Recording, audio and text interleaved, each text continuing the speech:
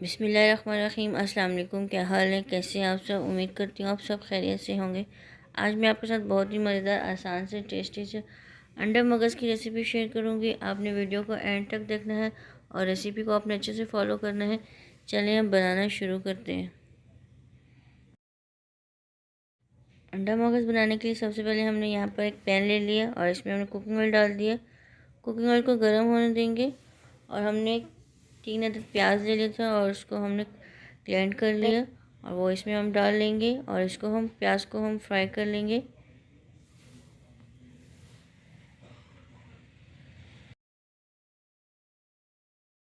प्याज को हमने हल्का सा फ्राई कर लिया। अब इसमें हमने लहसुन अदरक का पेस्ट डाल लिया, वो इसको भी हम फ्राई कर लेंगे और इसको हमने अच्छे से फ्राई कर लिया। अब इसमें हम टमाटर डाल लेंगे, टमाटर का पेस्ट हम इसमें ऐड कर लेंगे और इसको हम अच्छे से मिक्स कर लेंगे और साथ में हम इसके मसाले डाल लेंगे।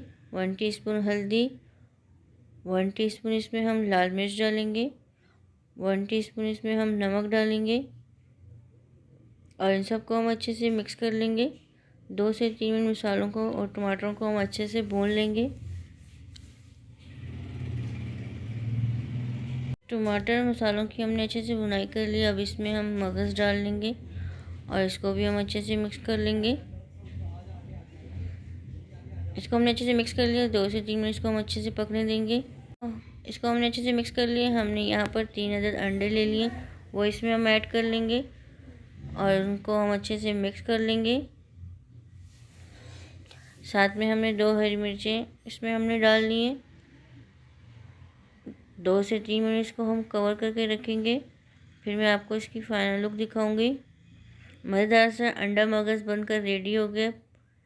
ये देखें इसकी फ़ाइनल लुक, माशाल्लाह बहुत ही मज़े का टेस्टी बना है। साथ में हमने चना चाट और बिरयानी बनाई है और सैलेड भी बनाया है। बहुत ही मज़े की बनकर रेडी हुई है। उम्मीद करती हूँ आपको मेरी रेसिपी अच्छी लगी होगी। वीडियो को लाइक और शेयर किया करें ज़्यादा से ज़्यादा फ्रेंड्स एंड फैमिली।